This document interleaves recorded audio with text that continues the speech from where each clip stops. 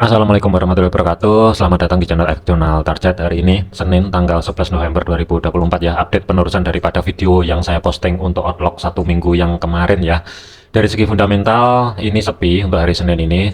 Fokusnya adalah ke teknikal terlebih dahulu. Dari segi indeks dolar itu sudah mampu break high di minggu yang sebelumnya, tetapi harga ini masih bermain-main ya, kurang lebih di kisaran level area 105.44. Ada potensi kemungkinan minggu ini dia akan kejar atas, tetapi waspadai aja di level area atau zona minor-minornya ya, kurang lebihnya zona tengahnya di antara history high minggu lalu sampai dengan resisten kedua weekly itu ada level area 105.78 sampai dengan 105.700 atau zona yang saya blok orange di sini ya.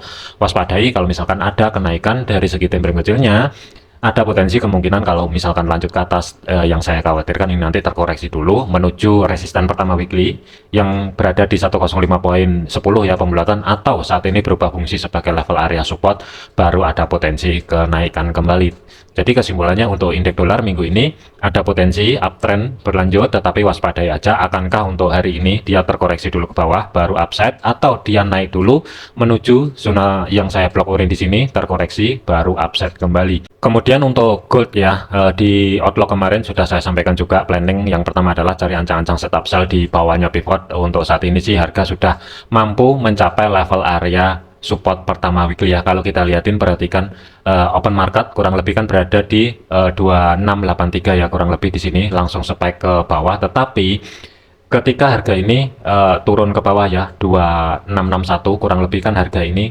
dipasing di batas konfirmasi bawahnya pivot monthly ya yang berada di 2674 kurang lebihnya di sini, dan langsung mendadak spike dengan cepat ke bawah. Untuk saat ini terjadi potensi drop base drop dari level area 2661 ya, kurang lebih di kisaran level area tersebut itu sebelum break itu ada potensi ini mungkin akan terjadi drop base drop, dan ini tekanan sellernya ekornya ini juga panjang banget. Ada potensi kemungkinan malam ini sampai dengan besok ya akan melanjutkan perjalanan ke bawah menuju 2643 sampai dengan 2631 terlebih dahulu. Tetapi kalau misalkan level area 2661 ini nanti dari segi time frame minimal adalah H4, idealnya adalah daily, kalau masih belum mampu tutup di bawah level area tersebut 2661, hati-hati, yang saya khawatirkan ini nanti akan terkoreksi ke atas, retest sekali lagi di batas konfirmasi punyanya monthly 2674 baru downset kembali ya. Jadi kesimpulannya untuk gold ada peluang kemungkinan akan lanjut turun ke bawah, atau dari segi time frame besarnya adalah koreksi. Waspadai next targetnya itu berada di 2643 sampai dengan 2635. Tetapi kalau misalkan ini nanti terkoreksi dulu selama harga belum mampu bergerak di atasnya 2674 ya, potensi sell kemungkinan akan lebih besar daripada buy-nya ya. Tetapi kalaupun misalkan bergerak ke atas di atasnya 2674 ya, range-nya pun terbatas, ada dua level area zona pantau meskipun potensinya ini masih di bawah 30%.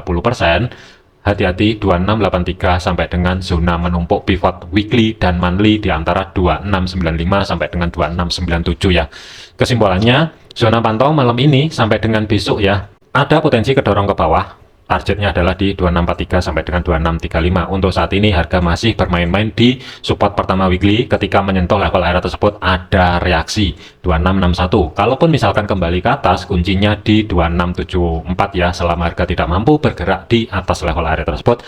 Untuk saya pribadi planning adalah cari ancang-ancang setup sell, tetapi kalau misalkan bergerak di atasnya 2674, ringnya terbatas, masih ada 2683 sampai dengan 2697 ini yang menjadi atapnya untuk menahan pergerakan gold ke dorong ke atas ya. Waspadai kalau misalkan harga nanti misalkan valid mencapai level area 2635 sampai dengan 2643, hati-hati meskipun masih ada peluang menuju 2607 sampai dengan 2605, tetap waspadai di zona level area di sini ya. Kemudian untuk GBP USD, pergerakan untuk GBP USD harga ini open market itu kan di bawah pivot ya, kemudian sedikit sideways, tetapi ketika di level area 1.2914 ya kurang lebih di sini kan juga bermain-main dan langsung mendadak drop ke bawah ya. Target pertama ini sudah dekat 1.2870 ya. Kalau misalkan malam ini mampu lewat di bawahnya level area tersebut, next targetnya kurang lebih di antara 1.2834 sampai dengan 1.2763. Tetapi hati-hati, mengingat zona tengah atau sebagai pivotnya ini masih belum di retest, waspadai. Yang saya khawatirkan ini nanti break dulu ke bawah, sampai ke atas baru turun ke bawah kembali. Ini juga bisa terjadi. Kuncinya untuk GBP USD, selama harga malam ini tidak mampu bergerak di atasnya 1.2914, planning saya adalah cari ancang-ancang setup sell, tetapi saya lebih ngincarin untuk next targetnya. TP pertama itu berada di 1.2834, TP kedua adalah di 1.2763. Kemudian GBP USD tidak akan lanjut ke atas selama batas konfirmasi atas pivot ini dari segi daily close-nya masih belum ada atau belum mampu tutup body candle-nya di atas level area tersebut. Kemungkinan level area resisten kemungkinan akan ditinggal terlebih dahulu ya. Jadi malam ini sampai dengan besok saya lebih prefer cari ancang-ancang setup sell dengan targetnya kurang lebihnya ya. Target pertama 1.2834, target maksimal adalah di 1.2763. Hati-hati untuk saat ini mendekati level area 1.2870. Kemudian untuk Euro USD, pergerakan untuk Euro USD, harga kenaikannya ini sebenarnya sih open market tadi itu ada gap, tetapi langsung naik ke atas dan kurang lebihnya dipasin di support pertama weekly yang saat ini berubah fungsi sebagai level area resisten, dan harga ini langsung lanjut ke bawah. Untuk next targetnya ini sudah mencapai hampir mencapai level area 1.06500 sampai dengan 1.0628. Hati-hati, yang saya khawatirkan di sini nanti akan ada sedikit pentalan sebelum harga ini lanjut ke dorong ke bawah kembali ya. Tetapi untuk target sementara maksimal 1.0597 ini yang akan menjadi target maksimal. Untuk saat ini waspada aja. Yang saya khawatirkan ini nanti kalaupun ada penurunan lebih lanjut ya, yang saya khawatirkan nanti terkoreksi dulu ke atas, retest di history low minggu lalu 1.0681 ya, baru downside kembali. Ini juga bisa terjadi. Kuncinya untuk malam ini sampai dengan besok ya, pantau di 1.0725 pembulatan. Kalau misalkan harga masih belum mampu bergerak di atas level area tersebut, saya lebih prefer, lebih ideal adalah cari ancang-ancang setup sell dengan target maksimum sementara berada di 1.0597. AUD USD, pergerakan untuk AUD USD status saat ini masih flat. Harga itu masih bermain-main di zona tengahnya sebagai pivot weekly ya. Kurang lebih untuk zona tengahnya itu berada di 0.6600 sebagai basic operas levelnya, dengan batas konfirmasi bawah itu 0.6577. Perhatikan di sini sentuhan pertama harga reject, jadi ada potensi kemungkinan ini dari segi time frame kecilnya ya, yang saya khawatirkan saya tulis dulu. Kalaupun bergerak di atas zona tengah atau sebagai pivot, ringnya pun terbatas di 0.6621. Tetapi kalau misalkan malam ini kehilangan level area 0.6577, ada potensi mungkin akan kejar bawah, kurang lebihnya ya, di antara besok sesi Asia sampai dengan sesi Eropa. Kalau misalkan harga tidak mampu bergerak di atasnya pivot, yang saya khawatirkan ini nanti langsung besok menuju 0.6541 ya. Ini gambaran saya untuk AUD USD. Saya lebih prefer untuk saat ini wait and see dulu, mengingat harga ini ringnya pun juga masih terbatas, masih bermain-main di zona yang saya blok abu-abu di sini ya. Kunci kenaikannya selama AUD USD daily close-nya masih belum mampu tutup di 0.6621 di atas level area tersebut, kemungkinan masih belum akan ada kenaikan. Tetapi kalau misalkan dia mampu daily close-nya bergerak di atasnya 0.6621, masih ada batasan yang berada di 0.6658 atau zona yang saya blok hijau di sini ya. Jadi kesimpulannya untuk AUD USD saya lebih prefer 65% persiapan cari ancang-ancang setup sell, 35% mungkin wait and see ya. Tetapi untuk entry ataupun titik sell-nya ya silahkan tentukan, sesuaikan juga dengan analisa rekan-rekan semua ya. Tetapi saya lebih prefer untuk saat ini mending saya buy stop sedikit di bawahnya batas konfirmasi pivot, di bawahnya 0.6577. Dari segi jarak stop loss itu sedikit berada di atasnya pivot, tetapi dari segi targetnya kemungkinan saya akan targetin sedikit di atasnya low minggu lalu yang berada di 0.6511. Ruang gerak sekitar hampir 60 pip. Kemudian USD CAD, pergerakan untuk USD CAD open market itu di atasnya pivot, kurang lebih harga sentuhan pertama kurang lebih dipasin di resisten pertama weekly, harga ini ada reaksi.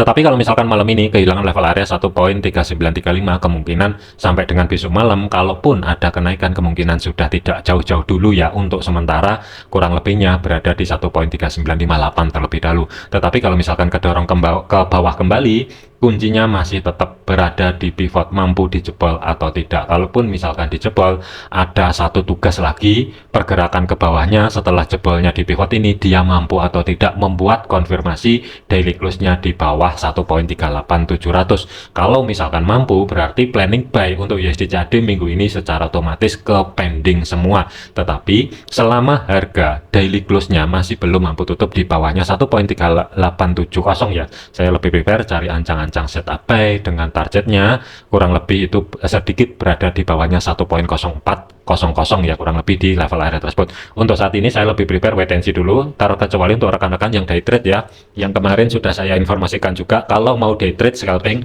manfaatkan pantulan-pantulan di area SRP ya, kurang lebih di sini. Sentuhan pertama di sini kan juga ada reaksi, tetapi yang saya khawatirkan ya, dengan dolar yang saat ini itu lebih cenderung menguat ya, ini kemungkinan malam ini bisa aja kedorong ke atas. Tetapi kalau misalkan mau buy sekarang, stop loss itu harus berada di titik low terdekat saat ini, berada di bawahnya 1.3910 ya, ini kalau mau buy sekarang. Tetapi hati-hati, di sini masih belum ada konfirmasi. Saya lebih prefer mending nunggu H4 nya, kalau misalkan sudah ada body candle yang mampu bergerak di atasnya 1.3935 atau tutup di atas level area tersebut, baru nanti dari segi time frame kecilnya cari koreksi ke bawah, baru buy kembali. Itu tentunya sih ini nggak masalah ya dengan target. Untuk day trade nya 1.3958. Selanjutnya adalah untuk USD Swiss.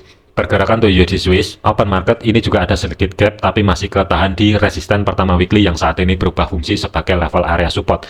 Sentuhan pertama ketika dia mendekati high di minggu yang lalu ya, kurang lebih di sini.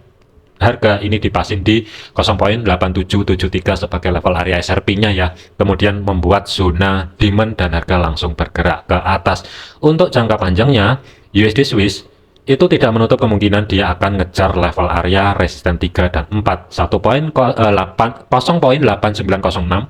sampai dengan 0.8946 ya, ini maksimum target untuk minggu ini. Tetapi harga di sini kan ini sedikit sideways ya, dari segi time frame kecil mungkin kelihatan. Saya lebih prefer cari ancang-ancang setup buy, tetapi mampu atau tidak untuk USD Swiss ini sedikit kedorong ke bawah. Kalau misalkan mampu, kemungkinan saya akan mencari, intinya adalah di atasnya resisten pertama weekly yang saat ini berubah fungsi sebagai level area support. Untuk titik entry-nya menyesuaikan di mana ada konfirmasi pembalikan arah yang valid, kemungkinan di situ bisa digunakan ya.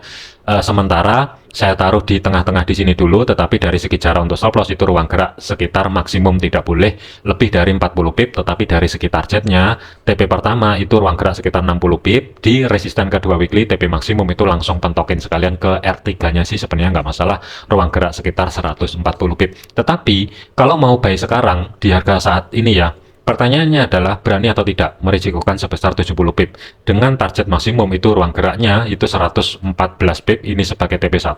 TP kedua itu pentokin sekalian di R4 ruang gerak sekitar 150 pip. Cuman untuk saya pribadi mending saya wait and see terlebih dahulu.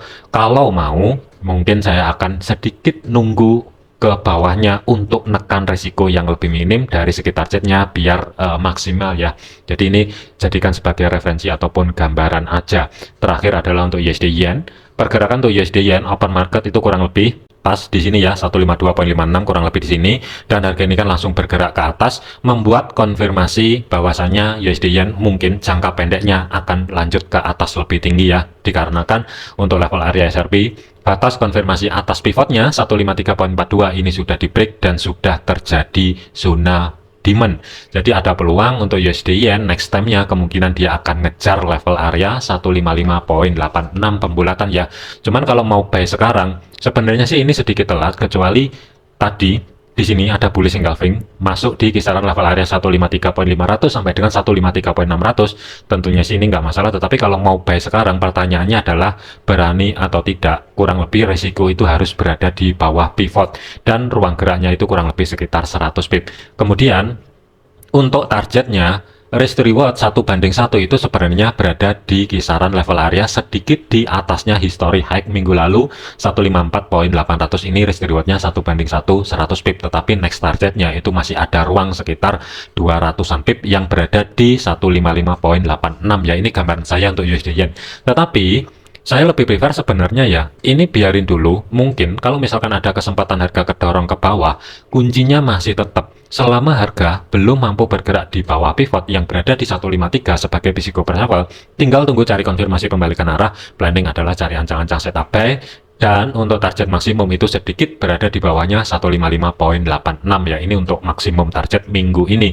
Untuk titik entry, buy ataupun sell-nya sesuaikan dengan analisa rekan-rekan semua ya. Jadikan video ini sebagai referensi, jangan dijadikan sebagai patokan. Segala keputusan risiko menjadi tanggung jawab masing-masing. Rekomendasi broker akun Sen untuk menekan risiko yang lebih minim ada di link deskripsi ya. Terima kasih, sampai jumpa di video yang selanjutnya.